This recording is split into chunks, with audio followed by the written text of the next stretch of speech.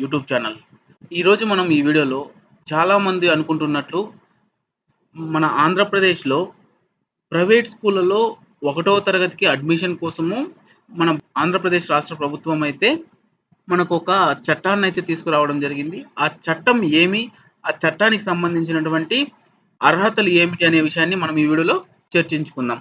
అదేవిధంగా ప్రైవేట్ స్కూల్‌లో జాయిన్ అవ్వడానికి ఏ విధంగా అప్లికేషన్ అప్లై చేయాలి అనే విషయాన్ని కూడా మనం ఈ వీడియోలో తెలుసుకుందాం. తెలుసుకునే ముందు మీరు మన ఛానల్‌కి ఫస్ట్ విజిటర్ అయితే తప్పకుండా సబ్స్క్రైబ్ చేయండి. అలాగే పక్కనే ఉన్న బెల్ ఐకాన్ ప్రెస్ చేయడం మర్చిపోకండి. మరిన్ని ఇన్ఫర్మేటివ్ వీడియోస్ కోసం మన ఛానల్‌ని తరచూ ఫాలో అవుతూ ఉండండి. ఇక టాపిక్‌లోకి వెళ్ళిపోదాం.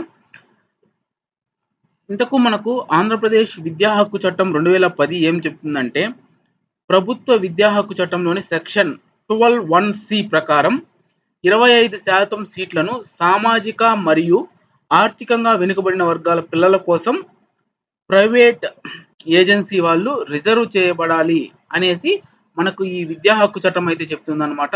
సో దీని ద్వారా ఏమంటే ప్రతి ప్రైవేట్ స్కూల్లో కూడా 100 మందిలో 25% సీట్లు అనేది పిల్లలకు వెనకబడిన పిల్లలకైతే ప్రైవేట్ స్కూల్లో చదువుకోవడానికి అవకాశాన్ని అయితే కల్పించాలనేసి ఈ విద్యా హక్కు చట్టం అయితే తెలియజేస్తుందన్నమాట. దీనికి సంబంధించి ఈ విద్యా హక్కు చట్టాన్ని ఎవరు ఏ విధంగా ఉపయోగించుకోవచ్చు అనే విషయాన్ని వచ్చామంటే, సామాజికంగా మరియు ఆర్థికంగా వెనుకబడిన వర్గాలు అంటే SC, ST candidates, tribal area వాళ్ళు ఇలా ఉన్నారు కదా. అదేవిధంగా దారిద్ర్య రేఖకు దిగువన ఉన్నవాళ్ళు అంటే ఎవరైతే బిలో పావర్టీ లైన్‌కి దిగువన ఉంటారో వాళ్ళనమాట. అదేవిధంగా నెక్స్ట్ ఎవరైతే కార్మిక వర్గానికి చెంది ఉంటారో చూడండి, వాళ్ళ పిల్లలకు సంబంధించి కూడా ఈ విద్యా హక్కు చట్టాన్నయితే అమలు చేసుకోవడానికి అవకాశం ఉంటుంది. అదేవిధంగా భూమి లేని వ్యవసాయ కూలీలు, ఎవరైతే రోజువారీ కూలీలు ఉంటారో వాళ్ళ పిల్లల్ని ప్రభుత్వ బడుల్లో చేర్పించడానికి ఈ విద్యా హక్కు చట్టం అనేది తోడ్పడుతుంది. అదేవిధంగా దివ్యాంగులు, ఎవరైతే ఫిజికల్లీ ఛాలెంజ్డ్ పిల్లలు ఉంటారో వాళ్ళకు కూడా ఈ విద్యా హక్కు చట్టం అనేది ఏర్పడుతుందన్నమాట. అదేవిధంగా షెడ్యూల్ కులాలు మరియు తెగల వారు అంటే షెడ్యూల్ కులాలు ట్రైబల్స్ ఉన్నారు కదండి, వాళ్ళకి సంబంధించి కూడా ఈ విద్యా హక్కు చట్టం అనేది ఉపయోగపడుతుందన్నమాట. సరే, ఈ విద్యా హక్కు చట్టంలో ఎప్పుడు అప్లై చేసుకోవాలి, ఎవరు అర్హులు, ఏ వయసు వాళ్ళు ఏ విధంగా అప్లై చేసుకోవాలనే విషయాన్ని కూడా మనం ఈ వీడియోలో చర్చించుకుందాం అనమాట. అడ్మిషన్లు 22వ తేదీ 3వ నెల అంటే ఈ నెల 22వ తారీఖు నుంచి అడ్మిషన్లు అయితే స్టార్ట్ అవ్వడం జరిగింది. చివరి తేదీ రేపు నెల 10వ తారీఖు అనమాట చివరి తేదీ. సో 5 సంవత్సరాల నుండి 6 సంవత్సరాల మధ్య ఉండే పిల్లలు ఎవరైతే ఫస్ట్ క్లాస్లో జాయిన్ అవ్వాలనుకుంటారో వాళ్ళకి ఉచితంగా ప్రవేశం చేసుకోవడానికి ఈ రిజిస్ట్రేషన్లు అయితే చేసుకోవాలన్నమాట. సో ఇక ఏ విధంగా రిజిస్ట్రేషన్ చేయాలి అనే విషయాన్ని మనం ఈ వీడియోలో చూద్దాం. ఎక్కడ స్కిప్ చేయకుండా చూడండి. సో మీరు గూగుల్ని ఓపెన్ చేసి CSEAP అని ఓపెన్ చేశారంటే ఇక్కడ ఓపెన్ అవుతుంది చూడండి. csc.ap.gov.in అనే ఈ వెబ్సైట్ని క్లిక్ చేయడం ద్వారా మీరు ఈ ఇంటర్ఫేస్కి అయితే వస్తారనమాట. ఇక్కడ చూసుకోవచ్చు, మీరు ఇక్కడ ఈ విధంగా బ్రోచర్ అయితే ఉంటుంది. దానికి సంబంధించి లేటెస్ట్ అప్డేట్స్ అయితే ఇక్కడ స్క్రోల్ అవుతూ ఉన్నాయి. మీరు ప్రతి ఒక్కటి ఇక్కడ గమనించవచ్చు అనమాట. ఇక్కడ క్విక్ లింక్స్ అంతా ఇచ్చారు మనకు. సో ఇప్పుడు మనం ఏ విధంగా అప్లై చేయాలనే విషయాన్ని చూద్దాము. ఇక్కడ ఇచ్చారు చూడండి. దీనికి సంబంధించి ఆర్టీఈ అడ్మిషన్స్ అనేసి క్లిక్ చేసామంటే ఇక్కడ ఫస్ట్ స్టెప్ వచ్చి రిజిస్ట్రేషన్ అనమాట. రిజిస్ట్రేషన్ అంటే ఇక్కడ రిజిస్ట్రేషన్లో 3 స్టెప్స్ అయితే ఇవ్వడం జరిగింది. ఇక్కడ చూసుకోవచ్చు. Step 1, after successful registration of 12(1)(c) admissions user will get the user name and password to the registered mobile number. అంటే మీరు ఈ రిజిస్ట్రేషన్ కంప్లీట్ అయిన తర్వాత పూర్తిగా మీకు ఒక యూజర్ నేము ప్లస్ ఒక పాస్వర్డ్ అయితే మీ మొబైల్ నెంబర్కు సెండ్ చేయబడుతుంది అనేసి ఫస్ట్ స్టెప్ అయితే ఇవ్వడం జరిగింది. Second step, after login the application user should be selected the required schools in the selected web option. అంటే వెబ్ ఆప్షన్ అనే ఆప్షన్లో మీకు ఇక్కడ మీకు సంబంధించినటువంటి స్కూల్స్ని అయితే సెలెక్ట్ చేసుకోవాలి అనేసి సెకండ్ ఆప్షన్ అయితే ఇవ్వడం జరిగిందనమాట. స్టెప్ 3కి వచ్చామంటే download selected school list from the view web option. అంటే ఇంకొక ఆప్షన్లో మీకు సెలెక్ట్ చేసినటువంటి స్కూల్స్ లిస్ట్ అయితే డౌన్లోడ్ చేసి పెట్టుకోండి అనేసి ఇవ్వడం జరిగింది. సో ఇక్కడ మనకు 2 విధాలుగా అయితే రిజిస్టర్ చేసుకోవడానికి అవకాశం అయితే ఇచ్చారనమాట. సో అది కూడా చూద్దాం. ఇక్కడ childrens is having Aadhaar number అంటే చిల్డ్రన్ ఆధార్ హ్యావింగ్ అంటే చిల్డ్రన్ వచ్చి ఆధార్ ఉంటే దానికి సంబంధించి ఈ ఆప్షన్ అనమాట. Children is not having Aadhaar number, ఒకవేళ ఆధార్ నెంబర్ లేకపోతే ఈ ఆప్షన్ అనమాట. ఒకవేళ చిల్డ్రన్ ఆధార్ ఉంటే ఏమవుతుంది, ఇక్కడ క్లిక్ చేసామంటే ఇక్కడ చిల్డ్రన్ ఆధార్ ఎంటర్ చేసామంటే గోని క్లిక్ చేసామంటే ఇక్కడ ఫుల్ డీటెయిల్స్ స్టూడెంట్కి సంబంధించినటువంటి full name, student Aadhaar number ఇవంతా డిఫాల్ట్గా ఫిల్అప్ అవుతాయి అన్నమాట.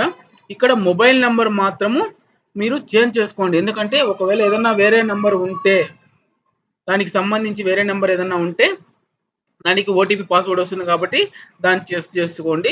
దానికి సంబంధించి ఇదే విధంగా మీరు జెండర్ సెలెక్ట్ చేసుకోవాలి, రిలీజియన్ సెలెక్ట్ చేసుకోవాలి, క్యాస్ట్ సెలెక్ట్ చేసుకొని ఇక్కడ మీరు సబ్మిట్ చేశారంటే ఇక్కడ ఇదే విధంగా ఇచ్చారు చూడండి. పేరెంట్ గార్డియన్ ఇక్కడ సెలెక్ట్ చేసుకోవాలి. మీరు ఇక్కడ ఇచ్చారు చూడండి పేరెంటా గార్డియన్ అనేసి. పేరెంట్ అయితే పేరెంట్, గార్డియన్ అయితే గారెంట్. వాళ్ళ నేము ఇక్కడ ఆధార్ నెంబర్ అయితే ఇచ్చేసి ఒకవేళ ఇప్పుడు ఎవరికైతే క్యాండిడేట్కి అప్లై చేస్తున్నారో వాళ్ళకి సంబంధించి ఎల్డర్ ఎవరన్నా ఉన్నారా పెద్దవాళ్ళు ఉంటే ఎస్ అనేసి ఇచ్చారంటే ఇక్కడ వాళ్ళ ఆధార్ నెంబర్ అడుగుతుందండి. వాళ్ళ ఆధార్ నెంబర్ ఎంటర్ చేసేసి ఇది ఏమంటే అక్కడ ఎవరు ఆ పిల్లవాడు ఇప్పుడు ఎల్డర్ అని చెప్పారు కదా, ఆ పిల్లవాడు ఎక్కడ జరుగుతున్నారో ఆ స్కూల్కి సంబంధించి యూడిఐఎస్సి కోడ్ అనేసి ఉంటుందన్నమాట. ఆ కోడ్ని అయితే మీరు ఇక్కడ ఎంటర్ చేశారంటే ఇక్కడ ఆ స్కూల్ నేమ్ అయితే డిస్ప్లే అవుతుంది. దాన్ని చూసుకొని మళ్ళీ తర్వాత స్టెప్కి వెళ్ళామంటే ఇక్కడ దానికి సంబంధించి ఏదైనా స్పెషల్ కేటగిరీ చెప్పారు కదండి, దానికి ఏదన్నా ఉంటే ఇక్కడ మీకు దీనికి సంబంధించి సెలెక్ట్ చేసుకోవచ్చు అనమాట. లేదు అంటే డిఫాల్ట్గా మీరు వదిలేసేయచ్చు. అదేవిధంగా ఇక్కడ residential address, parent, children address same అని అడుగుతుంది. సేమ్ అయితే సేమ్ ఇవ్వండి. లేదు అంటే అదర్ అయితే అడ్రస్ ప్రూఫ్ సంబంధించి ఒక డాక్యుమెంట్ని అయితే మీరు ఇక్కడ అప్లోడ్ చేయాల్సి ఉంటుంది. సో అందరికీ పేరెంట్ అడ్రస్సే ఉంటుంది కాబట్టి ఎస్ఎన్ పెట్టేస్తే ఇది డిజేబుల్ అయిపోతుంది. సో ఇక్కడ మీరు సబ్మిట్ చేసిన తర్వాత ఇక్కడ రిజిస్టర్ కొట్టారంటే మీకు ఒక యూజర్ నేము అదేవిధంగా ఒక పాస్వర్డ్ అయితే మీ మొబైల్కి సెండ్ అవుతుంది. దాని ద్వారా మళ్ళీ మీరు ఇక్కడ లాగిన్ అనే ఆప్షన్స్ క్లిక్ చేశారంటే ఇక్కడ ఆ యూజర్ నేము మీకు వచ్చినటువంటి పాస్వర్డ్ని ఎంటర్ చేసి ఇక్కడ క్యాప్చాని ఎంటర్ చేసి లాగిన్ కొట్టారంటే తరువాత ఇంటర్ఫేస్ వచ్చి మీకు పేజ్ వెళ్తుంది. పేజ్ వచ్చిన తర్వాత వెబ్ ఆప్షన్స్ ఏ విధంగా చూడాలి అనేసి మీకు జస్ట్ వీడియో వరకు అయితే చూపిస్తాను, వాయిస్ ఓవర్ ఇవ్వను. సో దాన్ని చూసి మీరు తర్వాత చేసుకోవచ్చండి. సో ఇది అండి ఇవాళ వీడియో. ఈ వీడియో మీకు ఎంతగానో ఉపయోగపడింది అనుకుంటున్నాను. నచ్చినట్లయితే తప్పకుండా లైక్ చేయండి, అలాగే మీ ఫ్రెండ్స్ అండ్ ఫ్యామిలీతో షేర్ చేసుకోండి. మరిన్ని ఇన్ఫర్మేటివ్ వీడియోస్ కోసం మన ఛానల్ని తరచూ ఫాలో అవుతూ ఉండండి. Thank you.